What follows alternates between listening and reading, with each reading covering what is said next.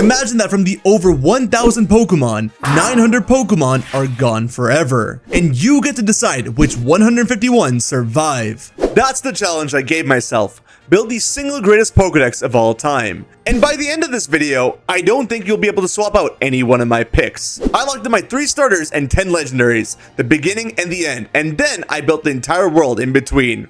Let's start with those starters. When it came to starter Pokemon, I decided to cut the Gen 1 starters for being too basic, and then pick one starter Pokemon amongst all the rest that I thought would be the most popular, or the one that I thought most represented Pokemon. And ultimately, I decided on Piplup. Piplup may not be a Froakie, Chimchar, or Trico, but Piplup still to this day is incredibly iconic and well known. For some time, it was a secondary mascot alongside Pikachu. Once Piplup was locked in, it was easier to figure out what the other 2 starters would be. One of my options were to make it a bird trio and have Rowlet and Torchic here as starters as well.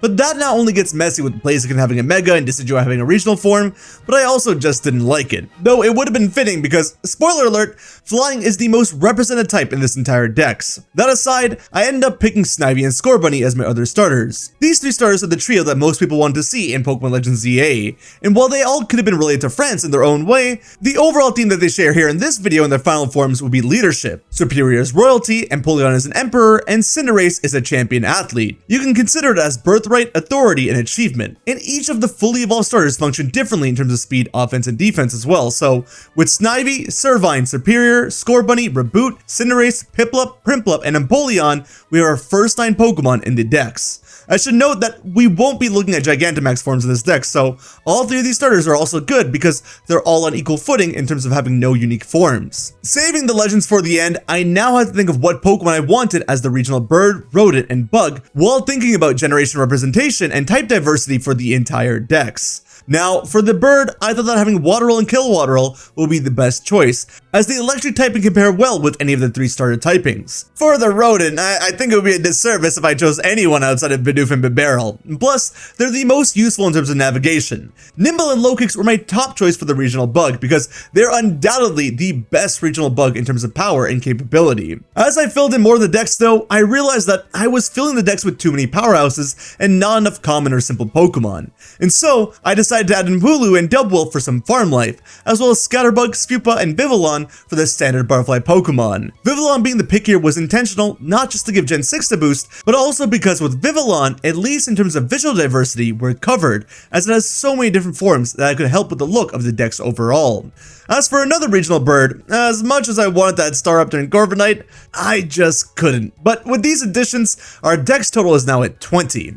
Keep in mind, every Pokemon added here has been added for multiple reasons, most of which I won't be able to go over quick enough in this video, but as you start to see more and more of the dex, it will naturally make more sense to you as you see the full picture. Going after some other low-hanging fruit, the other Pokemon that we just couldn't ignore here were mascot Pokemon. And here, I specifically mean Pikachu, Meowth, Eevee, and Lucario. These 4 Pokemon open up many different windows for us, starting with Eevee and its evolutions, Vaporeon, Flareon, Jolteon, Umbreon, Espeon, Leafeon, Glaceon, and Sylveon. I think there would be protests across the street if Eevee and all of its evolutions weren't included in the dex. Had I removed even one of them, someone or another was going to slander me in the comment section. And so, the choice of adding Eevee and all of its 8 evolutions comes as a double-edged sword.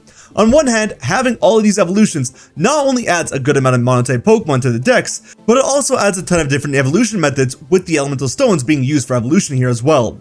This is diversity and coverage that we need. However, if it wasn't obvious enough, Eevee and its family is taking up a whole lot of real estate here, as we're already at 29 Pokemon. And if we count the 10 legendaries that I locked in earlier, we're over 1/4 of the way done the dex. And we're not even done with the mascots. Lucario and Pikachu give us Riolu and Pichu respectively, which opens up the door to baby Pokemon.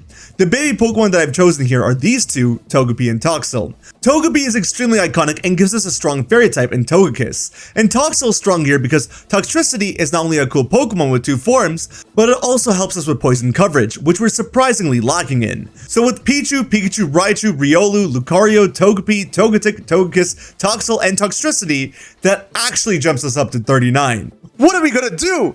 All these Pokemon already, we don't have a single Ice type, no Dragon type, no Psychic type. Wait a minute. We do have a Psychic type. All thanks to Gen 7's best feature ever, regional variants. Regional forms are the cheat code of this whole video. The way to get maximum type diversity without breaking the 151 rule, because regional forms don't count as an all new species of Pokemon. They're classified under the same dex number as the original. For example, Raichu and Alolan Raichu, an electric and psychic type variant of Raichu, and normal Raichu are both traditionally under the dex number of number 26. And so, there's a lot of ways to fill up holes in the dex this way. There's also cross-gen evolutions, and Meowth exemplifies both regional forms and cross-gen evolutions in the best way. With Meowth, we have regular Meowth, Alolan Meowth, and Galarian Meowth, different normal, dark, and steel type Pokemon, all for the cost of one dex slot. And they evolve into Persian, Alolan Persian, and Berserker respectively. Persian and Alolan Persian take up the same dex slot as well, but Berserker being a unique Pokemon means that it gets its own unique slot. So, with the entire Meowth family, we only take up 3 dex slots for the price of 6 Pokemon, putting us at 42. That's really good real estate. It makes up for the craziness that the evolutions put us through. Like this, I thought it made sense to get as many regional forms in here as possible, but it's not all sunshine and rainbows because, well, taking this route gives us other issues. Too much Gen 1. No matter how this goes, Gen 1 is going to be the most heavily represented generation. And this isn't because I'm a Gen 1 or anything, but rather, it's because Gen 1 has served as the base for every generation past it. And it's also received the most pandering from Game Freak. When I say it's been the base, I mean you have stable Pokemon decks that can't really be substituted for anything else. Pokemon like Snorlax, Lapras, and Ditto. These are all Pokemon who have unique roles in the world of Pokemon, and even after generations down the line, they still hold that same role. It's incredibly hard for us to find Pokemon to replace them, so yeah, those 3 make the list.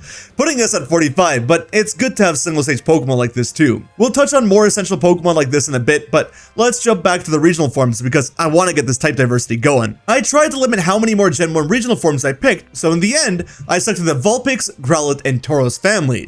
Ninetales is one of my favorite Pokemon and I love both forms, and many fans do as well. With both Ninetales and Vulpix forms, we have Fire, Ice, and Fairy here. Growlithe and Arcanine's forms give us a double up in Fire, but the Hisuian forms gives us a Rock type, which is one of the least represented types, along with the Pokemon that can live in a volcano-like environment. Tauros may be a regular old bull, but it has 3 Paldean forms, 2 of which are pretty good, giving normal, water, fire, and 3 fighting type Pokemon on the board. Speaking of Paldea, I also added Wooper here. While Wooper, Quagsire, and Clodsire do take up 3 slots for the price of 4 Pokemon, I needed ground and poison type diversity, and we had to have at least one of the water and ground types on this list as well. Wooper also isn't a Gen 1 Pokemon, so I was pretty happy with that. And our last remaining regional form for now are Zoro and Zoroark.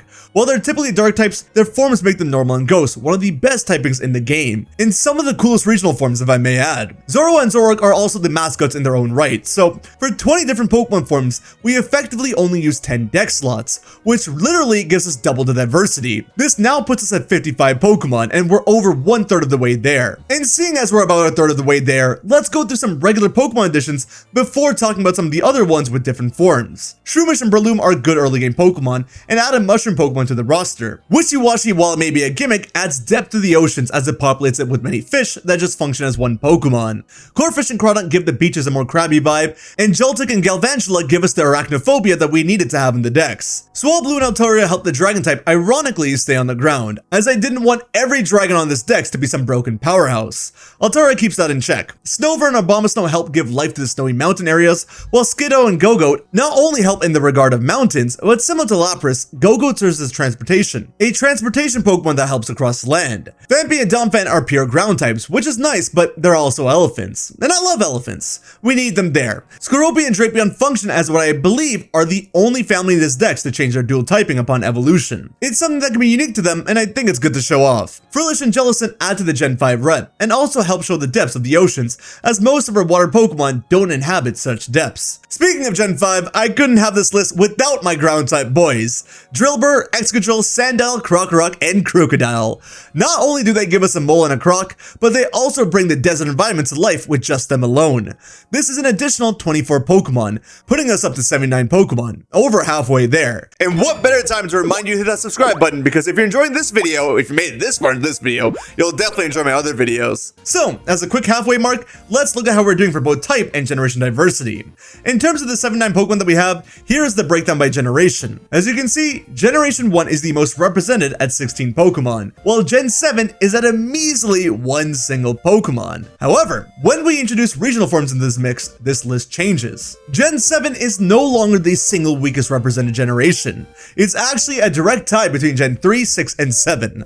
Gen 6 is the smallest dex, so it's to be expected, but Generation 7 isn't too far off either, because a quarter of its decks are Legendaries and Ultra Beasts, which we won't be including in our decks here. So for Gen 7, most of the work will be have to carried through regional variants, but we'll have to put more of an effort to bring Pokemon from other generations in as well, especially Gen 3, because there's no excuse for that one.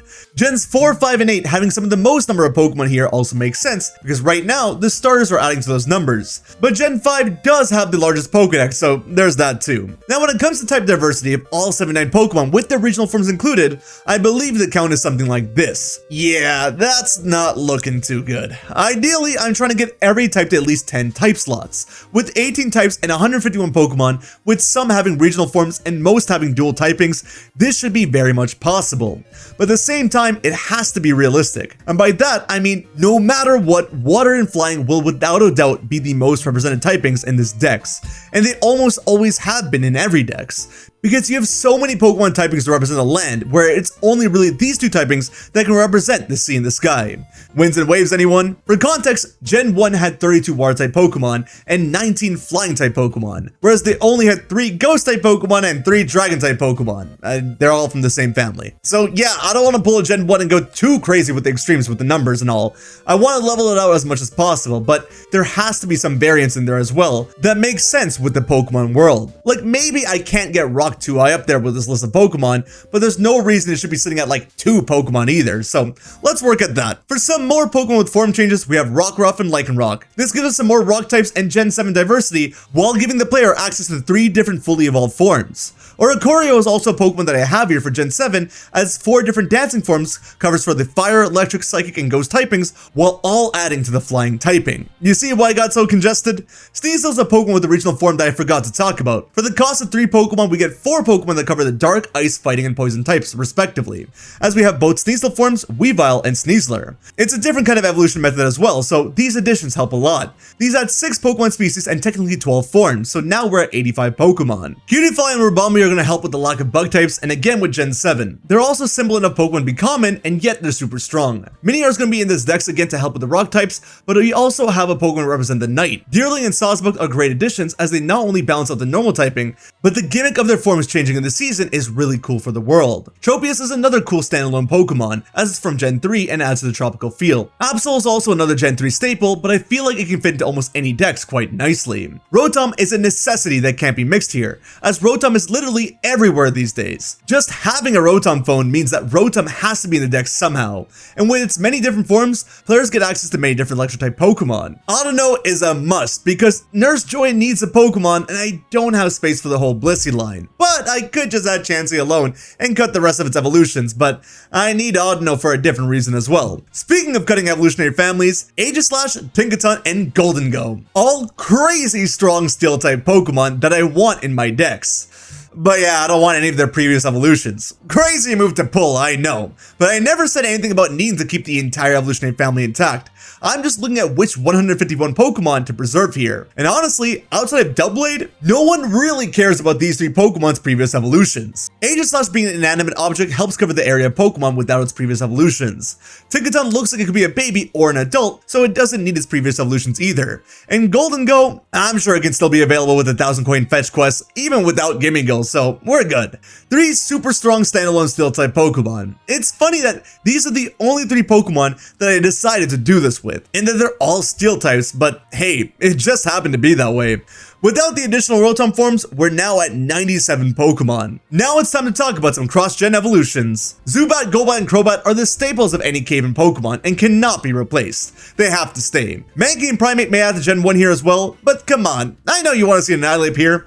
Ralts, Curly, and Gardevoir are staples for me, and with Gardevoir comes Gallade, and with Gallade comes Frostlass, which means we also get Snorunt and Glalie, all picks that I'm happy with that add a lot of lore to the Pokemon world, which you can check out some of my videos here on these Pokemon if you want to see what I mean by that. Scyther is another addition Gen 1, but I mean, if we get Scizor and Kleavor out of it, I'm all for it, because man, the bug type needs some support. And this gives us some of the strongest bug, rock, and steel types as well, but it again adds to flying. Oh well, 113 Pokemon. It won't be much longer now. The hardest choice for me in this entire dex was picking between Magikarp and Gyarados or Feebas and Milotic. I wanted to pick Gyarados initially, but again with Exodus Gen 1, I thought Milotic would be better. But then I thought we were well covered for feminine looking Pokemon, and we were kinda lacking with ferocious looking water type Pokemon. So yeah, I ended up picking Magikarp and Gyarados. Mainly because my editor made the final call on the 50-50, but I would have been happy with Feebas and Milotic as well. Heracross is great to have here as a single stage bug and fighting type Pokemon, and Mimikyu I think is iconic enough to get a spot for both Ghost and Fairy types. Axew, Fraxure, and Haxorus are menacing dragon type Pokemon that aren't pseudo-legendaries, but serve as a bit of a progression from Altaria into the pseudo. It's like the middle tier of dragons. For our fossil Pokemon, I've decided to go with Tyrant, Tyrantrum, Amora, Aurorus, and Aerodactyl. I get the idea of water having prehistoric life as life started in water and all, but I just like dinosaurs. Dinosaurs are cool. This gives us the Kalos rep again, and it's good type diversity. And the rock type finally also looks good with these additional Pokemon. You know what other Pokemon will make our decks look super cool? The Kanto starters, baby! Hey, listen, man. No one said we couldn't have 2 sets of starters in this dex. No one! In Kalos, they decided to give you 2 starters, and here, we're also getting 2 of them. Late game Pokemon that'll be strong additions to the team. Kind of like how the Kanto stars were near the end of the Johto decks in Gen 2. Bulbasaur, Ivysaur, Venusaur, Charmander, Charmeleon, Charizard, Squirtle, Wartortle, Blastoise, and look! Serperior and Cinderace were monotype starters, and Empoleon was a dual type starter. And here, Venusaur and Charizard are dual type, while Blastoise is the monotype. It's perfect. All 6 starters play different roles as well, so yeah, I think these are fantastic additions. Look man, if they weren't going to be here, they were just going to be the main basic starter trio that you picked from, and that would have been lame, so this was the best I got. For the pseudos, we have 2 families. The Tyranitar family was close on making it, but ultimately I went for Beldum, Metang, Metagross, Gible, Gabite, and Garchomp. This one was tricky because I think the rock type could still use more help, and I feel like I have strong steel and psychic type Pokemon already in this dex. But Metagross as a supercomputer, I think touches upon the literal, more technical and mechanical side of Pokemon, and that's something we haven't seen or explored yet. Garchomp is probably the single most threatening pseudo between the PTSD from Cynthia, Volo, and Pokemon Champions, and so I think it's an instant lock. Having one line of pseudo Pokemon the way we did in Gen 1, I thought would have felt unfair because, well, that one family is more special than every other family. But with 2 being there, especially 2 families that function so differently, and them both not being dragons, I think makes it much healthier. And as one final gimmick or lore specific Pokemon, I wanted to add the Unknown. I know no one's going to use them, but their existence adds a lot to ruins, myth, and lore that I think it would be a shame not to add them. I feel that in many ways, Unknown being here could even save us a few legendary slots, as you'll see in just a bit. And this finally brings us to 141 Pokemon. We're near the end, but we're nowhere near done. We still need to go over the 10 legendary and mythical Pokemon, but before then, I want to go over some honorable mentions as well as go over my explanations for some of the Pokemon that didn't make the list. Then we can go over the 10 legendaries and talk about the final count and stats of our decks, as well as some other neat things that you may not have noticed. These are some of the Pokemon that I had previously on the decks that we had to cut for one reason or another. I talked about some of these already, but overall they were cut to either make space or be replaced by another Pokemon similar to them that could play a better role than them in this dex. But at one point, every single one of these Pokemon were making it through. Then there are Pokemon I highly considered.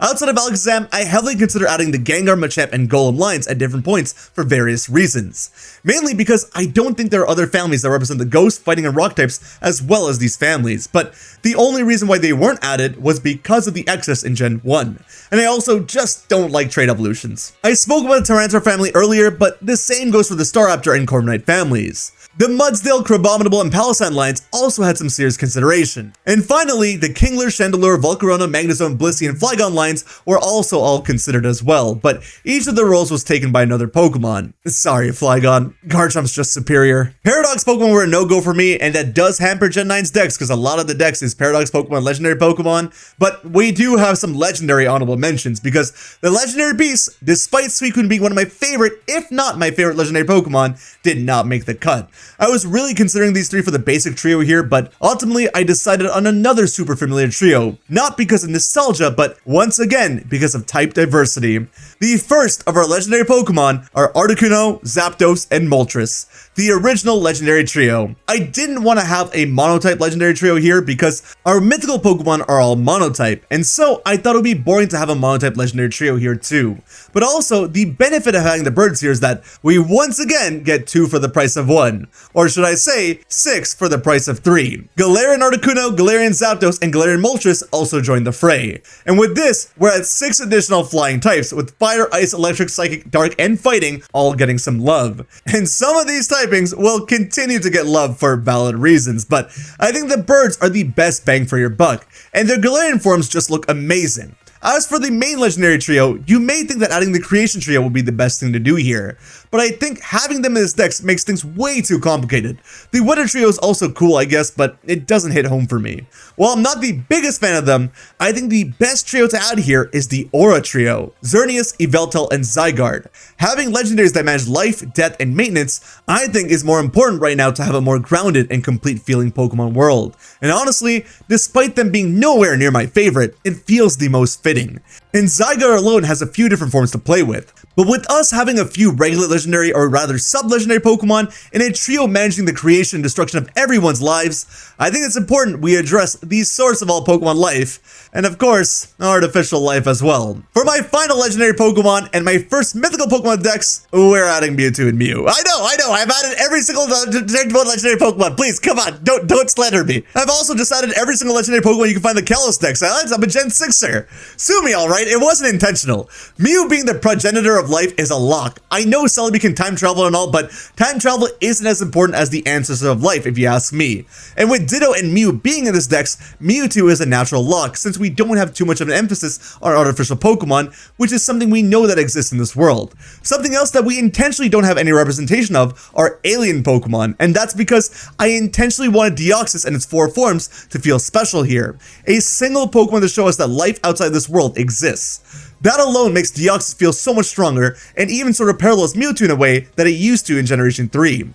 I know that's back-to-back Psychic types here, but again, Deoxys has forms, and Mewtwo has 2 Mega forms. It's not the only one, as Zygarde also has a Mega form, so we're hitting a good variety of Legendaries and Mythicals with forms. But, of course, if we're gonna talk about forms and typings, then Arceus holds the crown. With the addition of Arceus and the unknown that we mentioned earlier, Dialga, Palkia, and Giratina can be omitted, and everything about Arceus and the creation of its world could still stand. It may not be the same, but it can still work, as Arceus can pretty much do anything that the rest of the trio can do, and the existence of Arceus alone can pretty much justify everything else in existence. So my 3 choices for Mythicals were the ancestor of life, an alien to show that life exists beyond our vision, and the creator of the world. And that brings us to 151. This is what I vehemently believe to be the single best Pokedex that you could make if you only had 151 slots, and I stand by it. There are so many things that I didn't mention, like how every type here has a Pokemon that can Mega Evolve, which is one of the reasons why Audino was chosen over Chansey. Charizard is the only Fire-type Pokemon that can Mega Evolve here too, so his inclusion wasn't just Gen 1 nostalgia. There's more purpose to it. Maybe Mega Charizard Y and Mega Frostlass running super rampant with their weather abilities and no other Pokemon having Drizzle and Sandstream isn't fair, but in this hypothetical world, maybe abilities would be balanced out a bit more. Because I was just trying to create a dex to create a complete Pokemon world. And with that in mind, I really think that I made a dex that I can be proud of. But if you disagree, then you should let me know in the comment section, or better yet, if you're a content creator or a Poketuber, I dare you to try making this video yourself and challenge me, and we can see whose dex our audience likes better. For some stats, our dex is approximately 46.4% monotype and 53.6% dual type. This is just with the base 155 without regional forms. When you add regional forms and other forms, the numbers do vary, but you're roughly looking at around 45-55% every time. Which, hey, I'm pretty happy with that too. I thought we would beat solely dual types, but I'm happy to see some monotype Pokemon in there as well. Speaking of monotype, the only types that we don't have a single monotype Pokemon for are Ghost, Poison, and Flying. Flying makes sense, we don't really have flying monotype Pokemon in the Pokemon world. But Poison and Ghost, I'm surprised I missed, but it's okay, it's not necessary. Here are the final tallies of the Pokemon in this dex in terms of generation with their regional forms included. Gen 4's number there has a significant boost from Rotom, but even if you were to take out the Rotom forms, it's still pretty high regardless. None of the Arceus forms are included in that though. But For the final tallies of the Pokemon in this dex in respect to the typings with all forms, including Arceus, here's the final count. Thanks for watching, and thanks to all my members for supporting me on my channel. If you want to help support the channel, be sure to subscribe or even become a member today. I'll see you guys over on the next video, alright? Later!